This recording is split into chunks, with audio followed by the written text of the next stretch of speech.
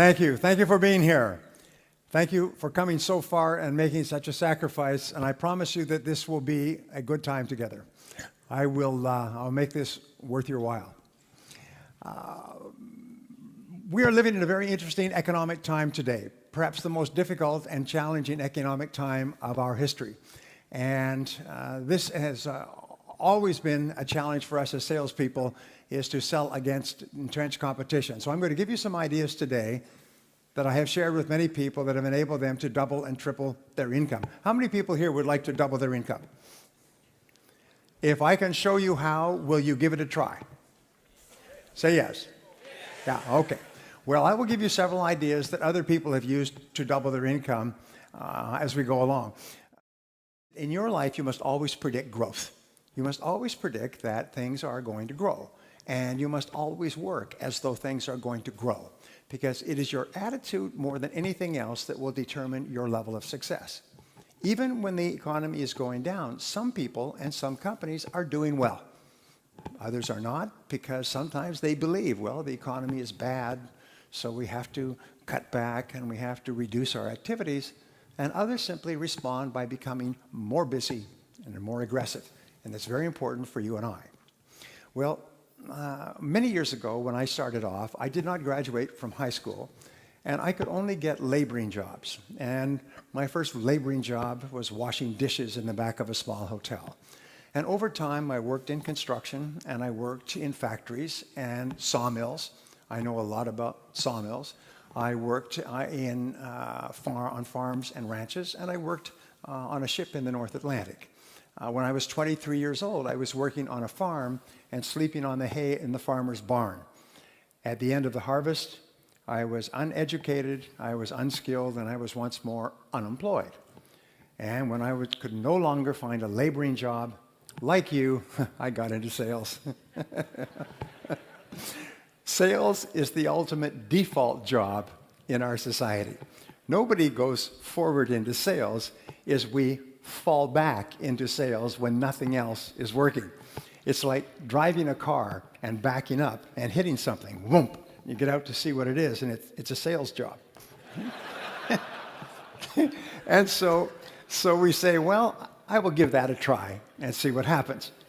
And sometimes your friends say, when are you going to get a real job?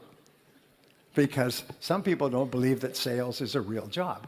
However, the 80-20 rule applies. 20% of people who get into sales realize that this is a great opportunity, that if you sell really well, you can earn more than a doctor or a lawyer or even a politician. You can make a wonderful living in selling, and you can fulfill all of your dreams. In the Western world, 5% of millionaires are salespeople who have sold all their lives for another company, but they sold a lot, and they earned a lot, and they invested the money carefully. So it's possible for you to achieve all your dreams in this field if you become good in selling. So I got into sales, and the only job I could get was knocking on doors, cold calling from door to door. And I had no training and no experience. The only thing I could think of was to work hard. At least it wasn't like working on a farm or working on a ship. It was clean work. So I was told that selling is not really a selling job. It's really a rejection job. And the more rejections you get, the more sales you'll make. This was the totality of my sales training. So I used to get up earlier and earlier each day so I could knock on more doors so I could be rejected more often. And I began starting at 6, 7, or 8 o'clock in the morning when people came to work, and I would knock on doors all day. And in the evenings, I would go out and knock on doors of homes and apartments. I would sometimes work 12 to 14 hours a day. I worked 30 days before I made my first sale. This is not a good way to live, I can tell you that. I was sleeping on the floor of a friend's apartment. I had one change of clothes. I would have to wash out my shirt in the sink at night. I had one tie which came off and clicked back on, and one pair of shoes which were too big for me. So when I walked, it was like walking with swim fins. Ka-plop, ka-plop, ka-flop, ka-flop. And I had to lean forward so my shoes didn't fall off. If I ran, my shoes would fall off. So this was my start. And after about 6 months of knocking on doors and earning just enough to stay alive, I noticed that there was one man in my company who was earning 10 times as much as anyone else. And he wasn't even working very hard. He would start work at 9 or 9:30. He would go out, or a client would come into the office, or he would go out and visit a client. He would have lunch with another prospective customer. He would make sales in the afternoon, and he would quit at 4:30 or 5.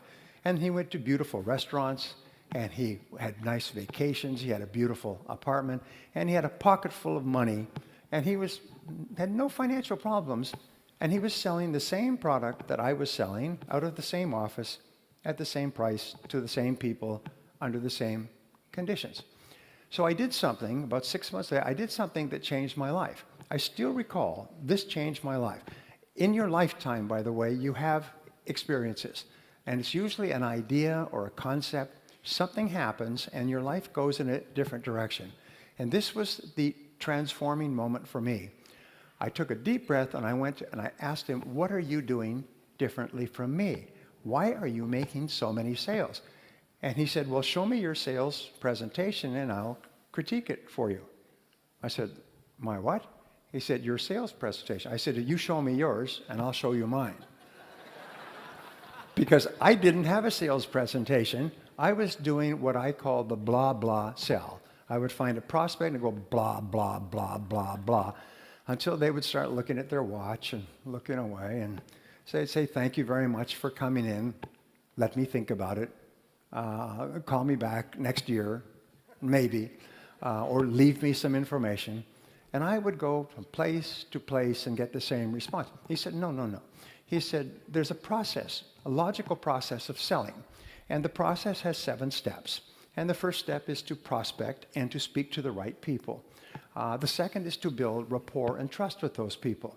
The third is to ask them questions and identify their needs accurately. The fourth step is to make a presentation and show them your product. The fifth step is to answer their objections. The sixth step is to close the sale. And the seventh step is to get resales and referrals. Now, he probably didn't tell me all that. But what he did give me was a very simple presentation, and instead of going out and talking, I went out and asked questions, and my sales went up. And I remember people treated me differently when I asked them questions as opposed to talking. And so I began to ask more and better questions. Then I began to read on sales, and I read everything I could find, and then I would listen to audio programs, and then I would actually started going to sales seminars. And I did 2 things which really had a profound effect on my career. Number one is when I heard a new thing, I would immediately try it out. I noticed that many other people heard the same things, but they took no action. They wouldn't take any action at all, whereas when I heard something new, I would run out and I would try it out quickly. Number 2 thing that I learned is that nothing works. Even the best ideas don't work. At least they don't work the first time. And sometimes they don't work the first 5 times or the first 10 times. So I made a resolution that if I heard a good idea, I would try it 5 or 10 times before I passed judgment. 10% of people think about what they want and how to get it most of the time. They think about what they want and how to get it. So I'm going to give you a simple word that you can use for the rest of your career, which will double your income. And the word is how. Say how. Okay. From now on, whenever you have a goal, the only question you ask is how. Whenever you have a problem to solve, the only question you ask is how. If you have an obstacle to overcome, the only question you ask is how. Now, the wonderful thing about the word how is that it triggers ideas, and the ideas are all for actions that you can take immediately. And when you take those ideas, you start to get feedback, which enables you to correct your course and take even better steps to achieve your goals. So the average person, when they have a problem, complains and blames other people about the problem. Top people, when they have a problem or goal, they simply say, how can I achieve this goal? And they try this, and they try that, and they try something else, but it never occurs to them that they will not eventually be successful. So they think about what they want and how to get it most of the time. But what we found is people in the top 10% in every field think in terms of their hourly rate. How much I earn each hour. Now, this change in thinking changes your entire life. I know because I've taught this principle to thousands of people who literally transformed their lives and their incomes almost overnight. If you think in terms of how much you earn in a week or a month, well, then you have a natural tendency to waste time during the day. Monday is a slow day. You're recovering from the weekend. Tuesday, you start to work. Wednesday, the week is almost over. Thursday, you start to slow down. And now it's Friday. Who gets anything done on Friday? We'll do it on Monday. And so people's ability to produce drops. And since 80% of the population thinks like this, if you're not careful, you'll find you are surrounded by people who waste time. The biggest time wasters in the world are other people who want to waste your time. And the way that they waste your time is by talking. Talk. No work, just talk. Or play on the computer, or phone home, check the movies, go shopping, drink coffee, start late, leave early, long lunch hours. How am I doing so far? Does it make you uncomfortable? Say yes. Because it starts to become a habit. Remember, human beings are always trying to do what is pleasurable and what is comfortable. And over time, they do more and more pleasurable things, which are talking to your friends and having coffee and going for lunch. And soon, the average person is not working at all. So when you start thinking in terms of your hourly rate, it transforms your life. And what we have found, and we talked about this morning, is that in terms of your hourly rate, there are only 3 things that you do that account for 90% of your income. In every field, it's always the same. There's only 3 things. When you think of your hourly rate, you have to think of what we call the law of 3. What are the 3 things that you do that pay you the highest hourly rate, that pay you the highest potential income? Well, Columbia University did a study some years ago, and they found that the average salesperson works only 90 minutes a day.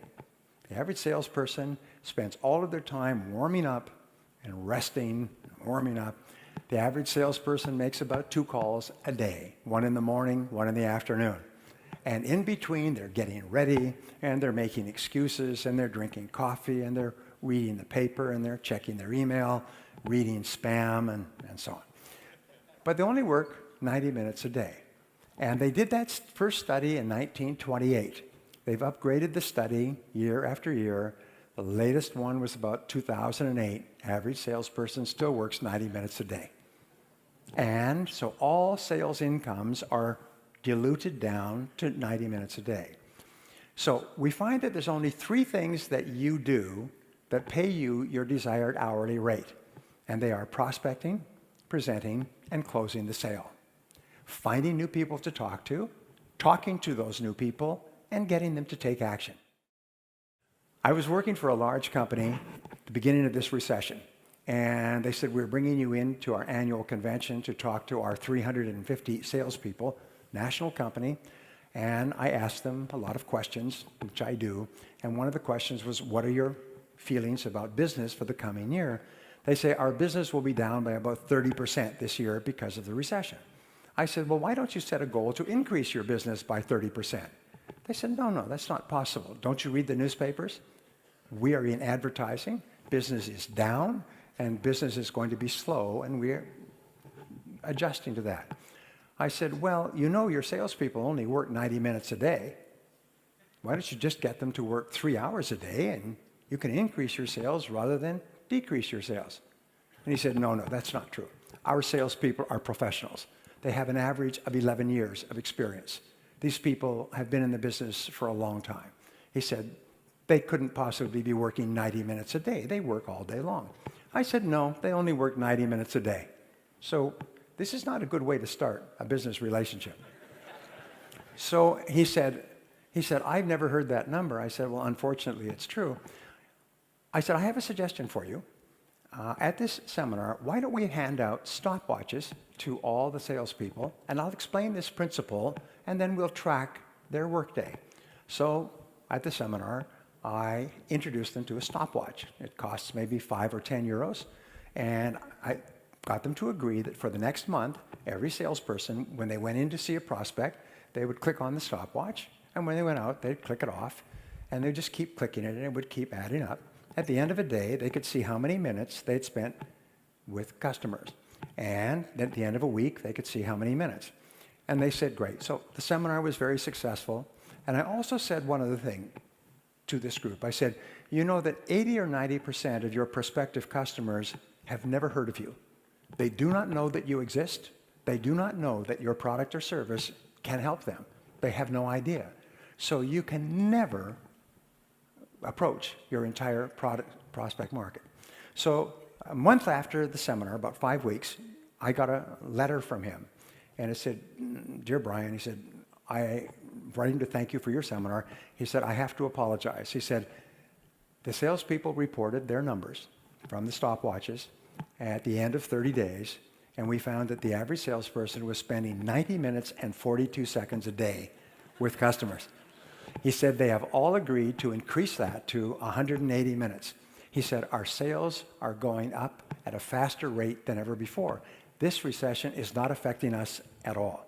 A year later, he wrote back and he said their sales were up 30% over their best year in history because the salespeople started calling on people they'd never called on. Natural tendencies to keep calling back on your old customers. They started calling on new prospects and spending more time doing it. Well, what I do is I call this face time. I call it the critical measure of your success, is how much time do you spend face-to-face with customers? And that's the key to the stopwatch idea, is if you can increase or double the amount of time you spend face-to-face with customers, my promise to you is you will double your income. You see, you cannot control where the sale is going to come from. You cannot control the sales result, but you can control one thing. You can control your sales activities.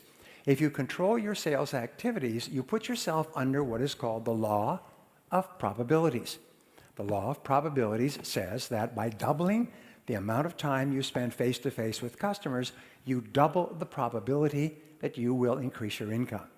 And so you have total control over your income. Just go and call on more people. Just spend more time face-to-face. If somebody calls you in the office, they should never be able to find you in the office. Do you know why? Because there's no customers in the office. The customers are outside the office. I have a good friend. His name is Frank Pasetta. And Frank Pasetta started off as a junior salesman with Xerox many years ago. And he was a very good salesman, and he wanted to be a manager. And so he applied to be a manager. And they said, no, we have no positions available for sales management. He said, I will take any position at all because I want to teach my ideas to salespeople. And so finally they said, an opportunity has opened up in the Cleveland office, Cleveland, Ohio. It's the worst performing office of Xerox in the world. Of 2,000 offices, it is the lowest performing office in a major city. So if you will move, and he lived in California, nice place to live. If you will move to Cleveland, which is called, in English, it's called the Mistake on the Lake. It's an old industrial town on Lake Superior. They call it the Mistake on the Lake. If you will move there, we will make you a manager. So he said, I'll do it. So he packed up his family, drove across country, and there was a notice that the new manager was going to be in the office, and he wanted to hold a sales meeting at 8 o'clock Monday morning.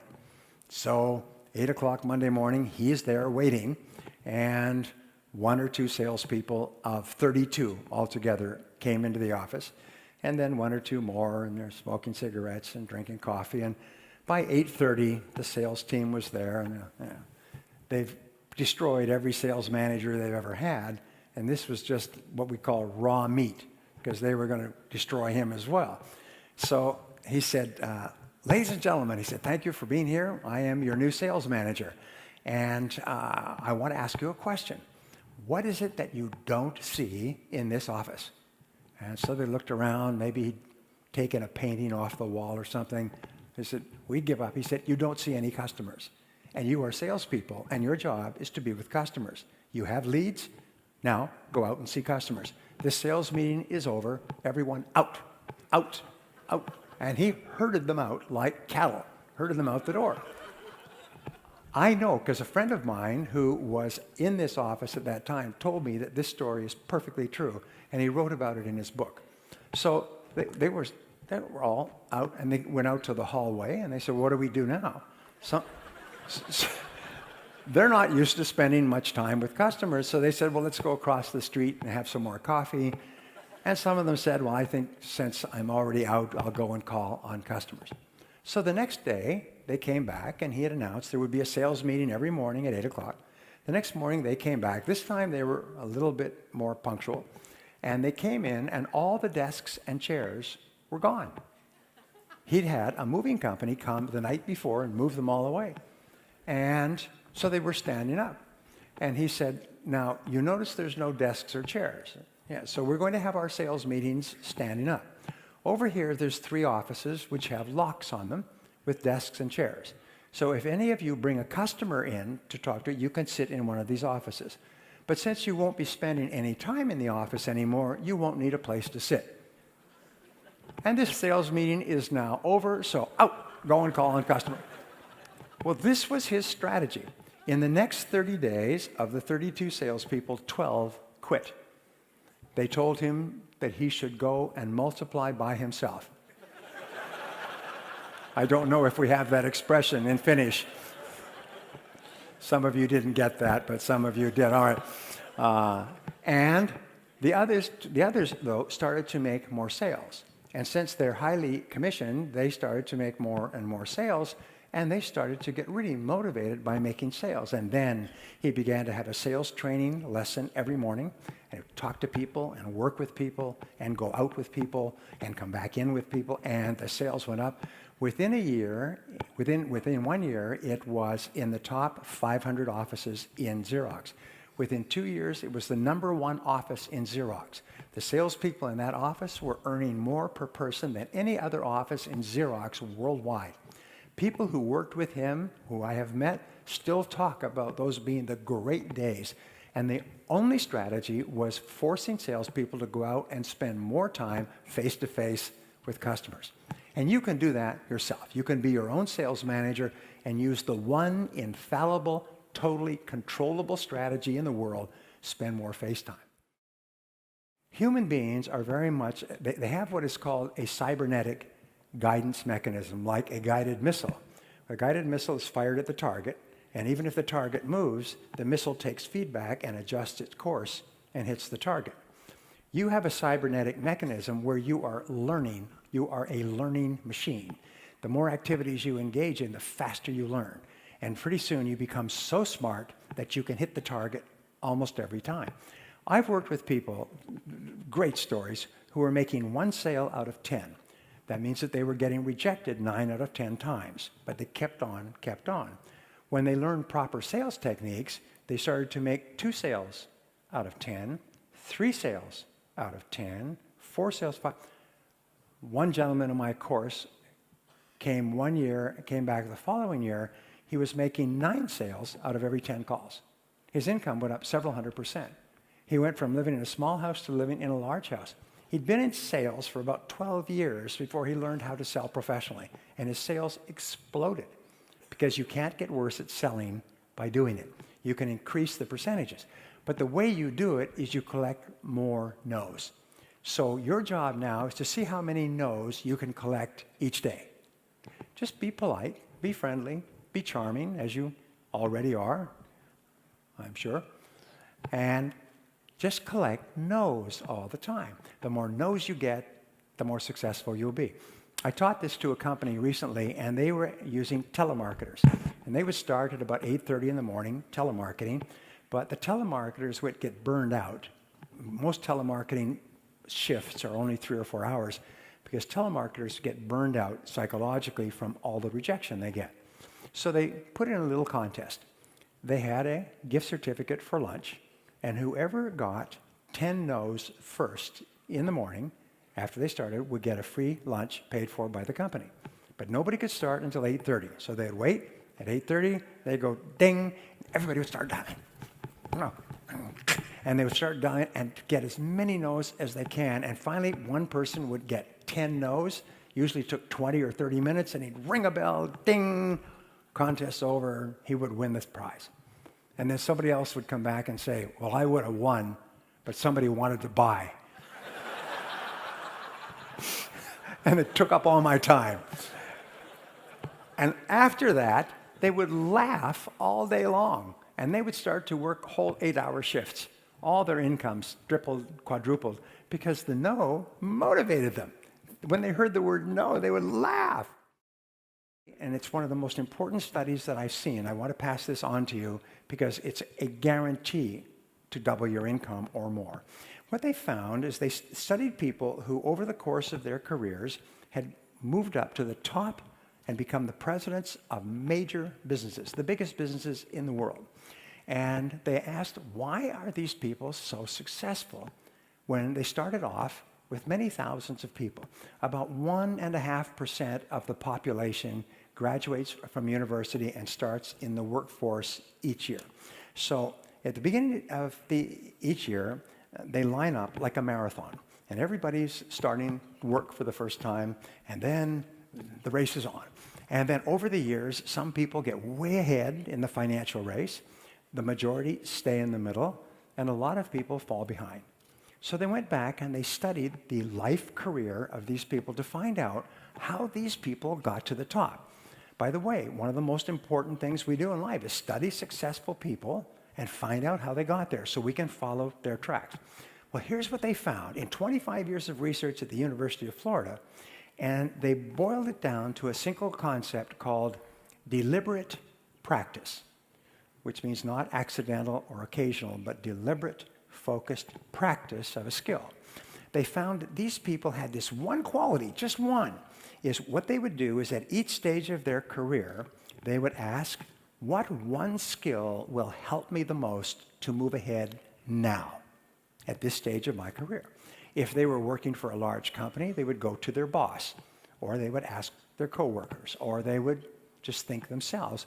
They would look at the top people and say, what are the top people really good at? And then they would pick one skill like a sniper. They'd pick one skill, not a lot of skills, just one, the one that would help them the most. And they would write it down as a goal, and they would make a plan, and then they would work on developing that skill. And they would work every day on that skill until they had mastered the skill. How would they know when they had mastered the skill? People would start to say, you're very good at that. You are very good at negotiating. You are very good at getting appointments. You are very good at closing sales. People would start to compliment them on how good they were. And at that point, they said, okay, now I own this skill. Now, which one skill will help me the most? So I'm going to give you just a quick exercise. This exercise is life-changing if you take it. Ask yourself this question. If you could wave a magic wand, it's my magic wand, and overnight you could become absolutely excellent at any one skill in your business or your life, what one skill would help you the most to double your income?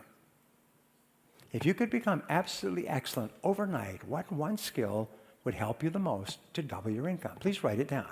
What's the one skill? Write it down. So position yourself in your mind as a helper. You're there to help them, not to sell anything. That takes the pressure off of you, and it takes the pressure off of them. You're almost like a doctor of selling. Now, if you go to a doctor in Finland or anywhere in the world, doctors always follow a 3-part process. If a doctor does not do this, it means that the doctor is not a good doctor. The first part of the process is what? When you go to a doctor, what's the first thing they do? They do an examination. You can imagine going to a doctor and you say, hello, doctor, I've got stomach pains. And the doctor says, okay, let's do some surgery. Or, okay, here's a prescription. Take these pills. You say, well, you can't do that. You have to examine me first. You have to find out what my need or my problem is before you make a recommendation. What is the second thing that a doctor does? Second step in the process. It's a diagnosis. And the diagnosis is where you take what the patient has told you and the results of the test and you say, this is our problem. I remember I had a medical problem a few months ago, and I went to 2 or 3 specialists, and I went finally to another specialist, and finally to another specialist, and they sent me for a test, and the test told me exactly what the problem was. It took about 2 months. But the first process is diagnosis. And once they had the diagnosis, very simple to deal with it, sort of. Anyway, the first part is the examination. The second part is the diagnosis. And then if the diagnosis is satisfactory and the patient agrees, then what is the third part?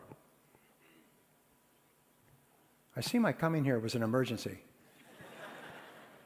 The third part is the prescription, the course of treatment. In a sales conversation, the last thing that comes up is the prescription, the course of treatment, the recommendation to purchase the product or service. Selling out of sequence kills the sale. If a doctor said, get up here on the table and let's operate, you'd say, I'm getting out of here. Let me think it over. I will get back to you at another time. You would flee if the doctor tried to give you a prescription or a course of treatment without doing an accurate examination and diagnosis. So from now on, see yourselves as doctors of selling.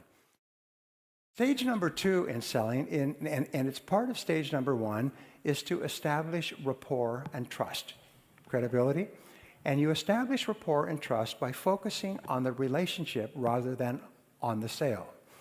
The very best salespeople are the ones who form the very best relationships with their customers. They make it clear to their customers that they like them and they care about them, and they ask them questions. At the Harvard Business School, they came to this conclusion a few years ago that in the 21st century, all selling would be relationship selling. All success in business will be based on relationships. Your very best customers, I can tell you, are the people that you like and the ones who like you. 85% of your recommendations and referrals will come from people who like you and people who feel good about you. So focus on the relationship and the sale will take care of itself. If you aim at the sale or you think too much about the sale, what will happen is you will have neither the relationship nor the sale. So how do you build a high-quality relationship with other people? Well, here's the rule. The rule is that listening builds trust. Customers want a relationship before anything else, and listening builds trust. So how do you get a chance to listen?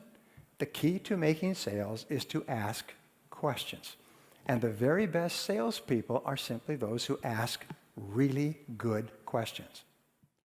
Now, the second part of listening is to pause before replying. Is when the person stops talking, pause. Allow silence in the room. You see, we say that selling takes place with the words, but buying takes place in the silence. If the customer does not have enough time to process, then what happens is they don't have enough time to buy. So when they finish speaking, pause and let them think, and maybe they'll want to continue, or maybe they're finished talking.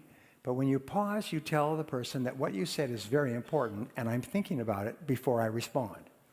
If a person says 1, 2, 3, and you say 4, 5, 6, A, B, C, D, yeah. If you respond immediately after a person has finished speaking, what are you actually saying?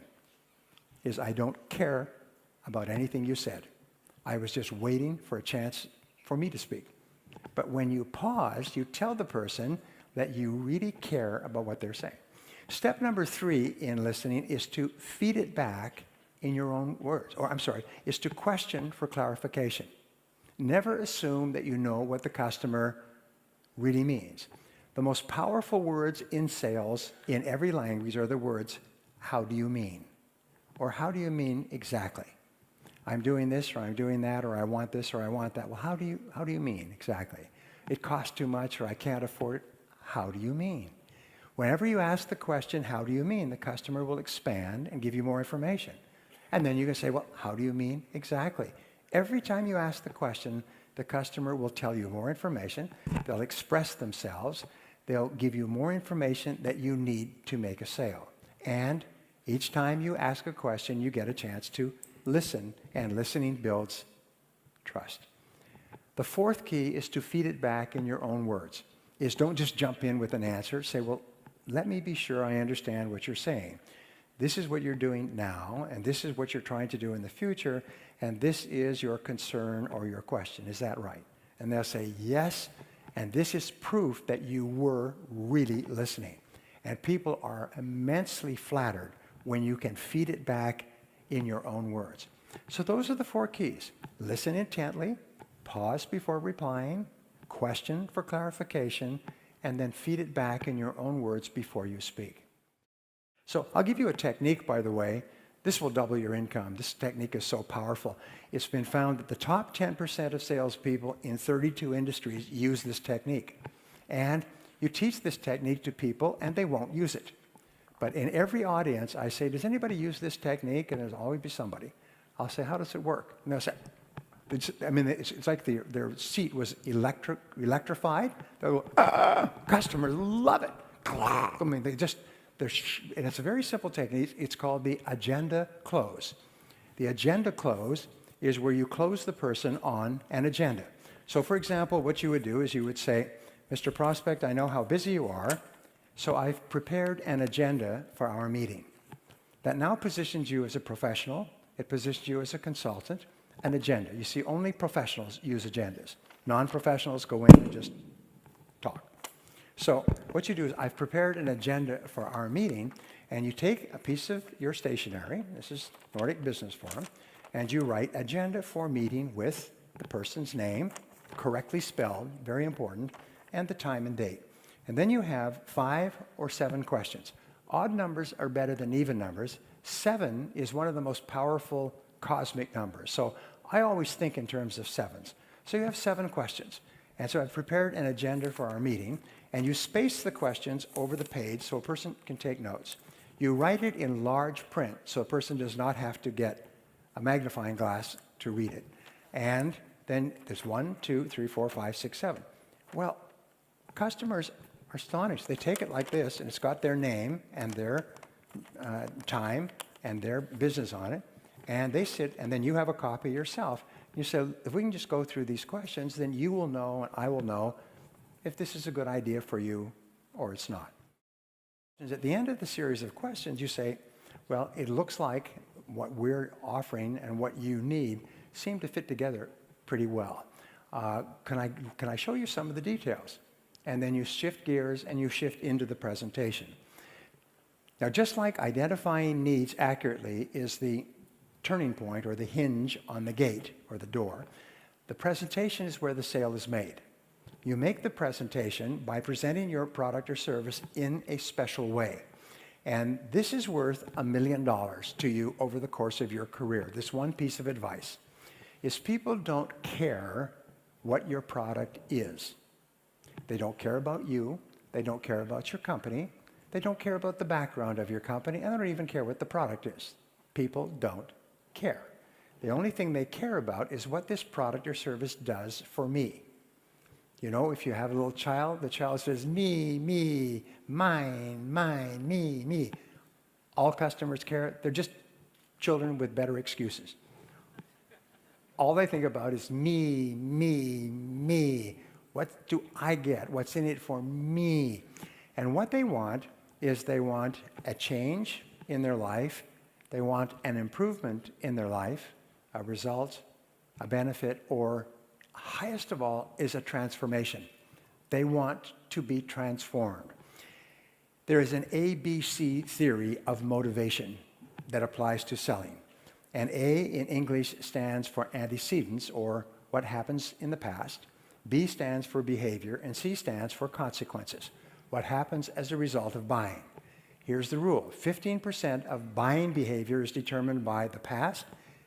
85% of buying behavior is determined by the anticipated future. What is going to happen as a result of me buying? So, as we say, if you are selling a tour to the Canary Islands, spend 90% of your time talking about the destination and only 10% talking about the plane that you fly to the Canary Islands in. Most salespeople spend 90% of their time talking about the plane and only 10% of the time talking about the destination. Imagine if you went to a travel agent and you said, I want to take a vacation to the Canary Islands, and they said, well, let me show you how this plane works. And they take out a diagram of the airplane you're going to fly on. and how you walk up the rampway and where you sit and the food they serve and the movie. You think, I don't want to hear about this. I just want to know about the islands and the palm trees and the ocean and the warm water and so on. So talk 90% about the change that will take place in the customer's life. Now, going back 6,000 years to ancient Sumeria, when they first began the first open markets, customers have only bought one thing in 6,000 years. Can you guess what it is? Well, the answer is improvement. Customers only buy improvement. The reason they buy is that they feel that the quality and quantity of the improvement will be greater than the cost and the trouble of using it or learning how to use it. When you answer objections, write down and say, what are the objections that I normally get? What we find is that no matter what you sell, it's never more than 6 objections. And we call this the law of 6. And sometimes there will be several price objections, several utilization or quality objections, or several aesthetic or color objections. But your objections will categorize into roughly 6 groups. And then what you do is you just develop a powerful answer for each objection. I've known salespeople who've gone from knocking on doors to earning more than $1 million a year because they became brilliant at answering objections. The top salesman in the world for many years was a man named Ben Feldman, Guinness Book of Records. And he answered objections so beautifully that he would give courses and people would sit on the floor like children around a campfire. And he would say that when the prospect says this, here's the answer. People went out and made millions of dollars in sales because they learned how to answer objections the way Ben Feldman did. So think of every objection you get and say, what's the very best answer for this objection? And so when the customer brings it up, you say, that is a good question. And you answer it with your pre-prepared answer, and the objection just disappears, like cigarette smoke. If you're getting objections, we say there's nothing wrong with losing a sale because you could not answer an objection. But it is unforgivable to lose a sale twice because you still have not found an answer. If you don't know how to answer a particular objection, whether it's price or quality or something else, ask other people. What do you say when the customer says this? In your office, someone has come up with the right answer. Call the top salesperson in your industry, even in another company, and say, what do you say when the customer says this? And if there's an answer, they'll say, this is what we say. But you must find out the answers. Part number 6 is closing the sale. And closing the sale is simply, I'll give you the simplest of all closing techniques. It increases people's sales by 5 or 10 times, and it's called the invitational close. The invitational close says that when you have made your presentation, you ask the customer this question: how do you like this so far? If the customer says, well, it looks quite good, you say then, why don't you give it a try? Why don't you give it a try? When you ask a customer the invitational close, the most powerful closing technique ever discovered, why don't you give it a try? The customer can only say, well, sure, I'll give it a try. Or they can say, well, no. In which case, you ask, why not? Why not? Now, a second closing technique is called the reverse close. And when a prospect says, why don't you give it a try? And the prospect gives you an answer, you say, if we could take care of that for you, to your complete satisfaction, would you give it a try? So you say, if we could, would you? If we could satisfy you on that, would you take it? The prospect says, yes, if you could satisfy me. You say, then what would it take to satisfy you on that point? The most important word in life for success, the most important word in sales is the word ask. Ask politely, ask confidently, ask warmly, ask charmingly, but ask for what you want. Ask the customer to take it today. Ask the customer, invite them to buy. Ask them why they're hesitating, but don't be afraid to ask. Remember, before you ask, the answer is probably no. If after you ask, the answer is still no, you've lost 10 seconds out of your life. So don't be afraid to ask. And the more you ask politely, ask confidently, ask courteously, the more you ask, the more confident you'll become, and the more sales you'll make. The last point has to do with getting resales and referrals. And resales and referrals are really the key to your future.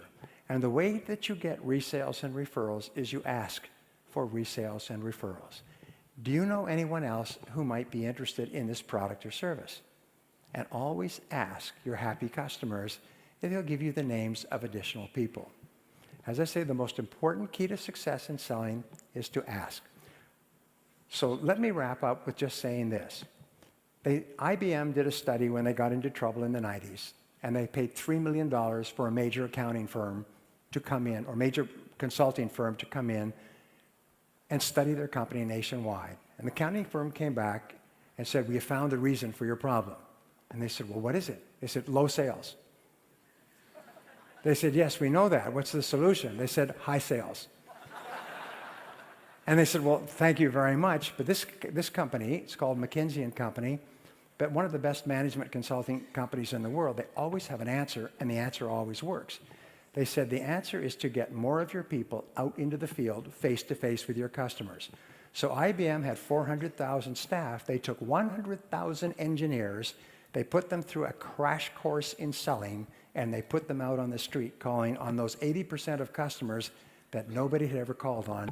And IBM in 1 year turned around like a great ship in the ocean and became one of the most successful businesses in the world.